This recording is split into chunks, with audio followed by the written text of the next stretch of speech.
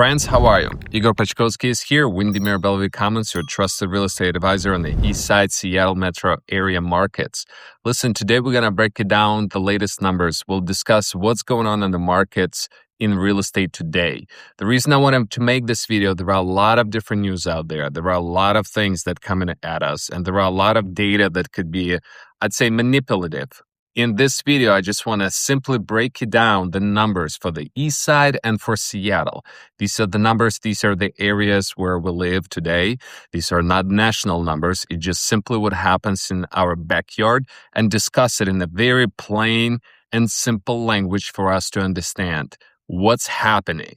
We're going to start with the East Side with no overdue. Let's go. All right, the East Side, let's get going. So I think the number one thing we got to look, because it dictates all of the remaining numbers, we got to look at the months of inventory. Months of inventory is how we measure activity, right? Like how much inventory is there in the market.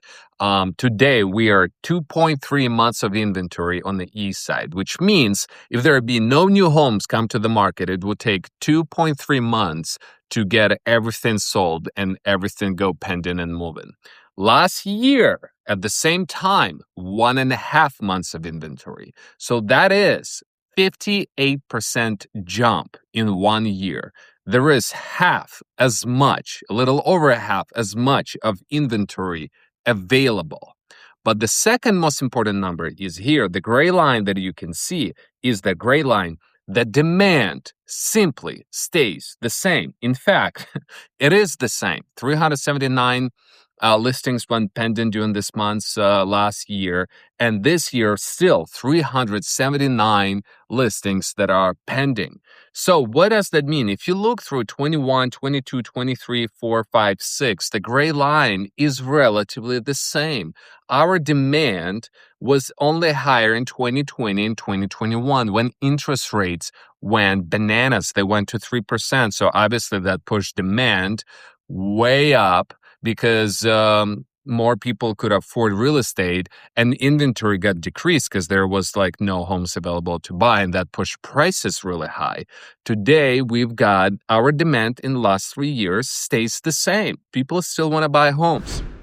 They didn't go anywhere, but it happened that inventory grew 58% year over year. What does that do to pricing? If we look at the median price, we're right at $1,566,000. So you see that number, 7% decrease in median price comparing to the last year. That is okay. The reason I say that means that the market is really not in despair. Our interest rates today are 6%, not 3%. They're 6%. And today our median price still stays out there at $1,566,000.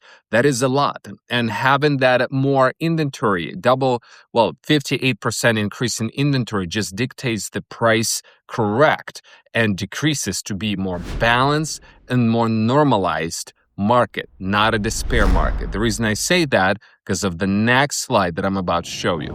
The next slide is, I always look at what is the percentage of homes that sell in value or above value. And yes, the market today with having so much more new homes, 58%. Last year in February, we were 52% of homes sold above asking. Today, there are more homes to choose from, but we still have 20% of homes sell above asking. Think about that. 18% sell for the full price. So altogether, that is 38% of homes that are still sell at full price or above asking. That number is still pretty big. What does that mean to you all? If you're a buyer or if you're a seller, it just proves what I always say. Ask any buyer, hey, Mr. Buyer, what kind of a home do you want to buy? The best one. Well, the best one comes on market. There is 38% of chance that it will sell in or above asking. So if you are the seller today, you just got to be very mindful that there is a significant amount of inventory out there, and your home must be ready. It must be priced well, it must look fantastic, it must smell really, really good, because the buyers today, they're not desperate to buy, but they're willing to buy, and they're gonna buy the right home, and your home to be the right one. That's on the east side. Let's look into Seattle. Let's jump into Seattle. So Seattle, let's start with the inventory. 1.7 months of inventory. The same thing, but last year we had 1.4. That is about right around that 34% increase year over year. The interesting thing is the demand, that gray line on the inventory slide that you see on your screen, 563 comparing to 520. So 23, 24, 25, the demand was relatively flat. And this year, there is a little bit higher demand to buy in Seattle. That is about 8% increase, if my data here is correct. It is correct. So we are having a little more inventory, but a little bit more demand that is absorbing that inventory. And when you look at the median prices, they're relatively flat. Got to remember, like, it's not a bad thing with these these interest rates to be at 6%. We're still looking at $962,000 as a median, and above asking, 35% of homes sold above asking. And obviously, that number compared to the last year at 42% gets decreased because there is more inventory to choose from. So that is okay for these numbers to be different and be a little bit on the lower side. There is more homes to choose from. There is a little bit less competition, and good homes still sell. So if you're a buyer, I'd argue that this is a great time. We wanted to have more inventory to choose from. We wanted to have more negotiating power to maybe help have the sellers help us with closing costs. Have to be able to choose the right home, like maybe with updates and so on. This is the time, and sellers have to compete to make sure that they hire the right representation to represent their homes to be these best homes. That's what we do. We make sure that these homes look phenomenal. That is our job. That is that. That is it, my friend. Just one take for this quick video. Gotta go host some open houses today, but our market is extremely resilient. Our market will be just fine. Those interest rates are still high, and we're doing phenomenally well.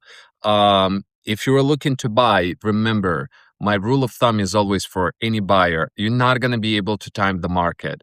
You're buying your primary residence. It's the place where you're going to live. It's not an investment property.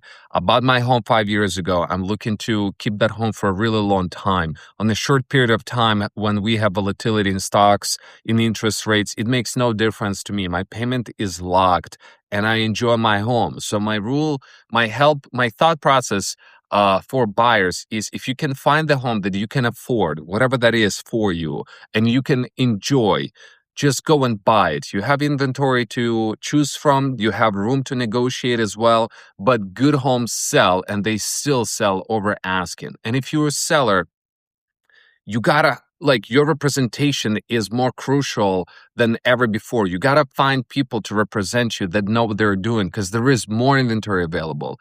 There is a checklist of things that we do to make homes present and look really, really well. Your pricing strategy is more important than ever. Like, testing the market and putting higher prices on, probably not the strategy you want to utilize today. You got to think of what you're doing to make sure that these buyers come to see your home and provide you with an offer, maybe even about asking. That would help you do as well. Let me know if you enjoyed this video. Put any questions, comments below, and we look forward to seeing you next month. Thanks so much. Bye-bye.